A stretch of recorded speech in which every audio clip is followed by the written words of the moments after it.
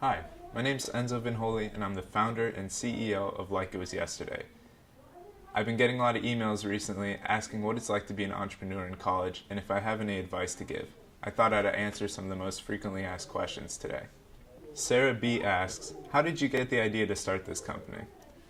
Well, my parents were born in Brazil, and in Brazilian culture, you usually live with your parents for most of your life. And my grandmother actually helped raise me when I was a child, and we spent a lot of time together here in the States. And unfortunately, she had a series of strokes and had to return back to Brazil and wasn't able to visit anymore. And she'd always ask, Enzo, please send photos and videos of the houses and the streets near us. And she wanted to see how things were going. And I thought there's got to be a better way.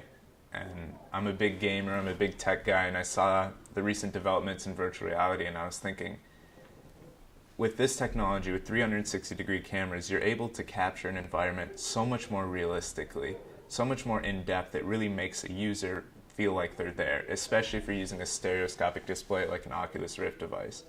So one day I went home, captured my entire living room, my entire house, and made it into virtual reality. And I was thinking, wow, this is really amazing. If I could bring her back to somewhere where she can't visit without her having to leave her room, imagine what I can do for people in, say, a nursing home who are physically restricted to a location. So I started developing it, and it's become what it is now today.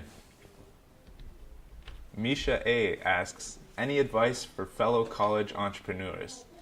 Man, use the opportunities around you. Most big universities have tons and tons of resources that they're just itching to give away to students and to help students. Believe it or not, professors want to see you succeed, and I don't know if I would be anywhere where I am today without the help of the university I'm at, the high school I went to, and the mentors that have been provided to me by friends and family. Look into your network. Write down the people you know and see how could they help this project. If you have an idea, now is the time to do it, because as you get older, the room for failure starts to get smaller and smaller, because right now, if you start something and eventually it fails, it can be on your resume. It could have helped one or two people, and it's a learning experience. And then you move on. It becomes harder to do that in the future. So really just don't be afraid to do it now, and don't put it off for later. You'd be surprising how capable we are as college students, and the amazing amount of resources around us aren't there forever. So get started. Will S asks, who are your inspirations? Oh man, there are a lot of them.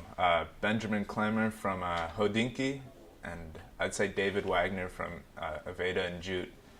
And why I chose those two is they turn passions of theirs into companies that spread that passion with other people and in their own ways do good. And that's what I'm really interested in myself.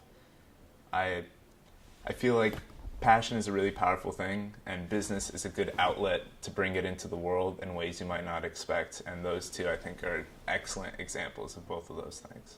Joe H asks, what advice would you give to your 16-year-old self?